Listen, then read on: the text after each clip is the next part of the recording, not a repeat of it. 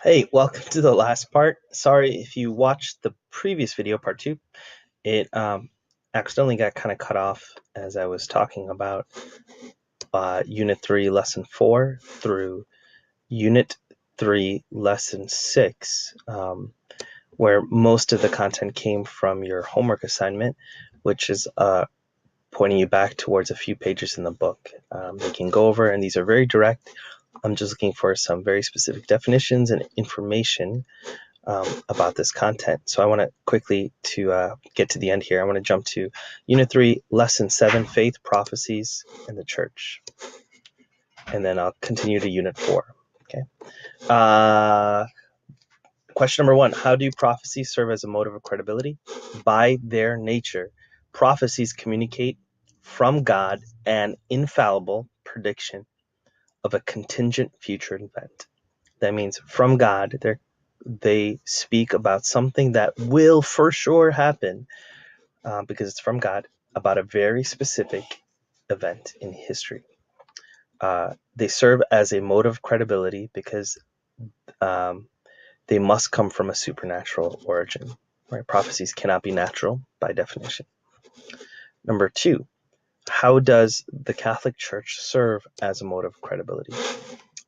Despite all the human defects of the church's teaching, life, growth, ministry, and power point towards supernatural origin.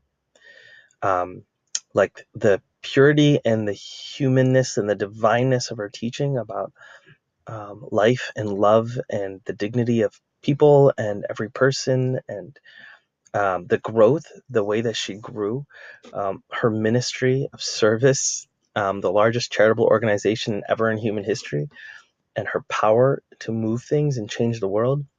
We'll talk about the Cold War and John Paul the Great, but down the road. But anyways, point to a supernatural origin. Next, despite enemies, opposition, and violence, her growth is exponential.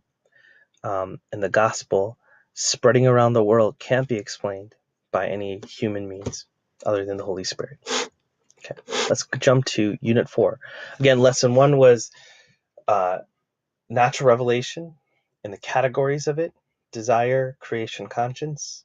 Unit 2 was on creation revealing the creator, and so we talked about things that can get away, like our worldviews, and then talked about what caused something to exist, and then gave a bunch of videos about the different arguments for and against God's existence. Unit 3 then was about faith, and natural revelation is kind of the diving board that gives you the confidence to jump. And faith is the supernatural ability for you to make that leap. And faith has all kinds of reasons called motives of credibility that help you do that. Unit 4 is about Jesus Christ, who came in human nature as a human person in history, but within himself, he was divine. And Jesus is the greatest motive of credibility for believing. So Unit 4, Lesson 1, who is Jesus? We begin with who is Jesus, the dilemma, trilemma, or the quadrilemma. Let's see here. How can we phrase this? A dilemma is a choice between two possibilities. And from the evidence of what Jesus says and the world surrounding Jesus and what they say about him, Jesus is either, this is the trilemma, a liar, someone who knows what he says is not true, a lunatic, someone who says untrue things but doesn't know it, or he is Lord. He is who he says he is, God. We added the quadrilemma, which is, well, why not say, instead of a liar or lunatic, that he's a legend, that he actually never existed or said those things, that other people invented it. So he's either liar, lunatic, legend, or he is Lord. Okay, question number 2. What is unique about Christianity?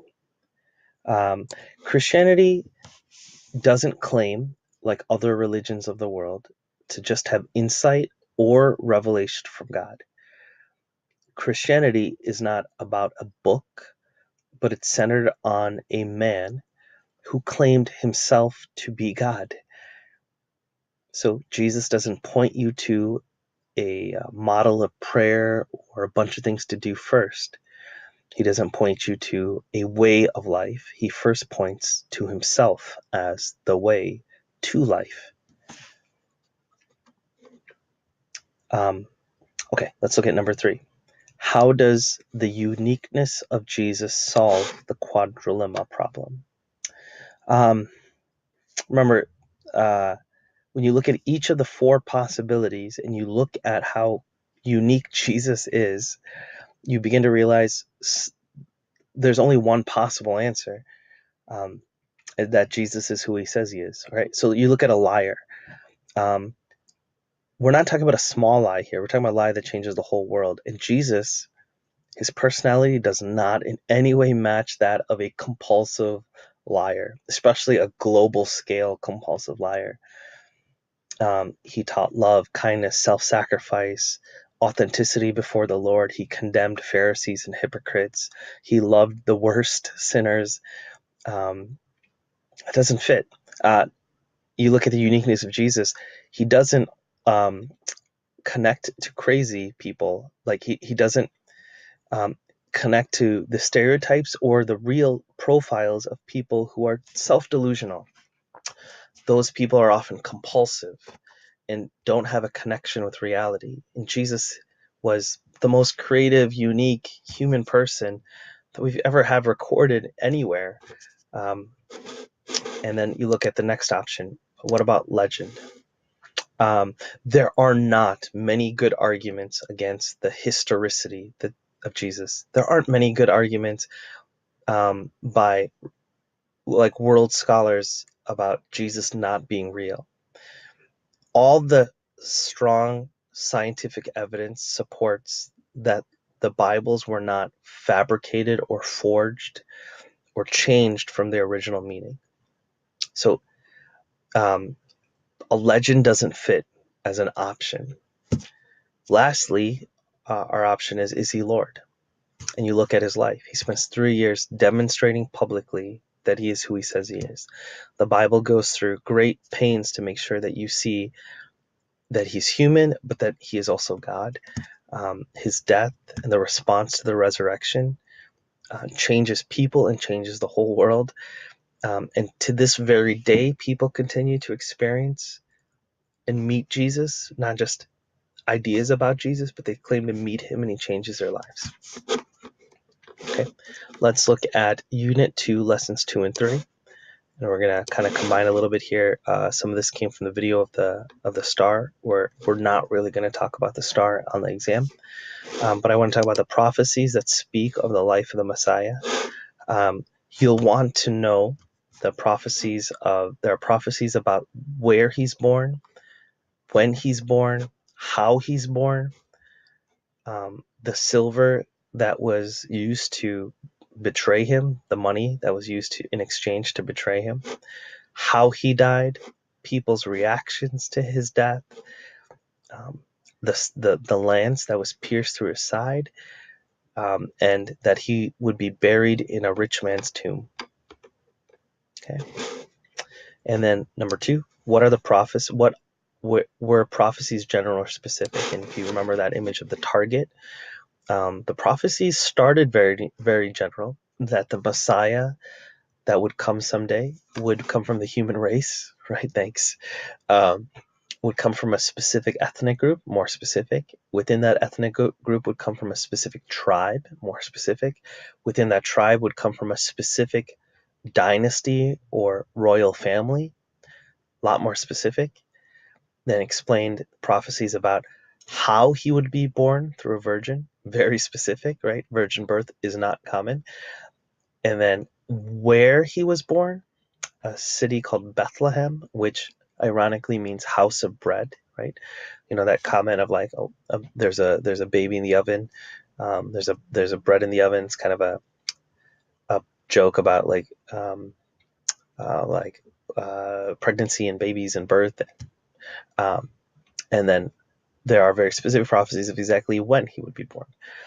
And so we go from general prophecy, human race, to very specific how, where, and when. All right, let's go to Unit 4, Lesson 4, the Shroud of Turin. Discuss the Shroud of Turin. And I want to move past the video of the Shroud of Turin, which you watched, and go into a little bit of the notes that I gave you, which is that one-page note from a 3-minute video about textual criticism. What evidence is there outside the New Testament about Jesus? And that was just a set of questions where you had to fill in the blanks. What is textual criticism? And explain the two questions that are asked about textual criticism. And then third thing, what can you draw from the science of textual criticism and the reliability of the New Testament? That question, you were supposed to take the evidence and write it out yourself, the answer. Essentially, textual criticism investigates how much we could trust ancient works. And it does that through looking at the original, when an original was written, and how long it took, and how many copies were made after the original was made. And based on that science, compared to all of the other ancient texts, we have fragments of from the time the original scriptures were written to when copies were made is the shortest amount of time between the Bible and any other ancient text. And the number of copies are astronomical, in the thousands, compared to other ancient text where the span of time between the original and the copy was much longer and there were much less copies. So based on that, we have more reason to trust the New Testament than almost any other ancient book ever. And then lastly, we get to the resurrection. I'm going to go through this very quickly, mostly because we just did this the last 2 weeks. So there are a list of key terms for the resurrection. Again, I'm going to save that until the end, where I discuss and explain to you what vocab words that you'll need to know and why. Question 2, why is history important to Christianity? Unlike other religions that stay in the realm of myth or mysterious or spiritual, Christianity, following Judaism, is a religion about God entering into and interacting with human history. So Kairos intersects with Chronos. And that's important to Christianity because Christianity essentially says, and is open to challenge and investigation. You can try to disprove Christianity because it claims that there is actual proof. You can't disprove a religion that doesn't claim that there's proof. And a lot of religions and worldviews do that. They have stories that have no grounding in history. They make no claim of proof, so there's not anything you can do with it. What did I just do here? Number 3, what are the features that only a literal resurrection could explain? And those are our list of features. I'm going to go through them really quick. Only a literal resurrection could explain the witness of apostles, how they faced enemies and they had unexplainable love and joy. Only a literal explanation could explain the growth of the church, the centrality of the Eucharist, kind of the development of the Bible, the authority of the bishops, including the Pope. Only a literal explanation could explain the way Christians talked about the supernatural as natural. That the stories of Jesus were miraculous, but they weren't mythological. Prophecies weren't just fulfilled in the Jewish religion, but other world religions had prophecies that lined up only with Jesus, and that followers of Jesus continued to live out in a world of signs and wonders, of miracles and healings that confirmed who Jesus is and what they preached. Only a literal resurrection could explain the veracity or the truthfulness of the story. There's no salesmanship to it. It isn't written to with exaggerations, or in fact, oftentimes it explains embarrassing things that don't help sell the story, but because of that, it makes the story a lot more factual and human. Only a literal explanation, number 5, could explain why the early Christians were not liars of what they saw, not merely what they believed. Liars have nothing to gain, and the early Christians who were dying for what they claimed to have seen didn't gain power or authority. They often died alone in pain and torture, but they couldn't deny what they saw. And you only needed one person to deny it for the whole thing to fall apart. And their enemies were looking for at least one person to deny it. Only a literal explanation could explain why the story had the testimony of women as the first, not only the first follower in his mom, but also the first who saw the resurrection, right? Only the truth, only trying to communicate the truth could explain why in the Greco-Roman world that didn't consider testimony of women reliable, would the Bible include the testimony of women? Not because it was trying to fit the culture, it was just trying to communicate the truth. Only a literal resurrection could explain why the Bible takes great pains to explain how the disciples actually believed he died. None of them had like powerful hope in a resurrection. They all fell apart. Only a literal explanation explains why Jesus was buried in the tomb of the very group of people who wanted to make sure he stayed dead and had every reason to kill any lie about him being alive. Jesus was buried in the tomb of Joseph of Arimathea, part of the Sanhedrin. Number 9, only a literal explanation can explain why the Gospels were written in this new genre of an eyewitness account and often make references to all the people who are still alive who saw it. Only a literal explanation would make someone write those things when the people who saw those things were still alive and could be questioned, investigated, or persecuted. Only a literal resurrection can make sense of how St. Paul, who went around killing Christians as part of a Jewish kind of extermination group, wanting to weed out blasphemy, only a literal explanation can make sense of why this very public celebrity in the Middle Eastern world later then became the advocate of the religion. He claimed to have seen and met Jesus. Only a literal explanation could explain how all the disciples who were fishermen and tax collectors, who were not the kind of A-team that you would create if you were running for a political office, why they, having witnessed 3 years of miracles, saw his death, saw his resurrection, spent 40 days with a dead man who is now living and eating with them, and then saw him ascend to the Father in heaven.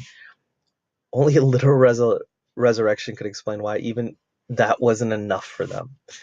That as powerful as a resurrection was, to have power to do what they will eventually do in the world, they needed the Holy Spirit, the very agent of the resurrection of Jesus, the very power of God. They needed that at Pentecost. And Jesus continues to share that power with Christians even to today. Lastly, no, that was it. So we're done with my review, and hopefully you have already written all these things down, and this is mostly you catching up and clarifying, and there'll be some more information coming. Peace.